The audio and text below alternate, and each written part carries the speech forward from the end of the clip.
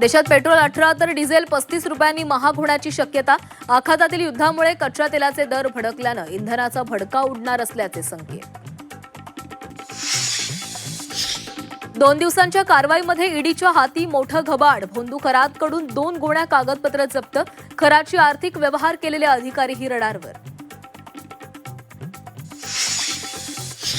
भोंदूबाबा अशोक खरातला ईडीचा दणका. खराच्या बँक अकाउंटमधील 2.5 कोटी गोठवले. महागड्या कारसह 10 कोटींची मालमत्ता ईडीकडून जप्त. खरात प्रकरणी माझ्यासह कुटुंबियांवरचे आरोप कपोल कल्पित. आरोपांवरून रुपाली चाकणकर यांचे ट्विट. केवळ बदनामीसाठी आरोप केले जात असल्याचा चाकणकरांचा आरोप.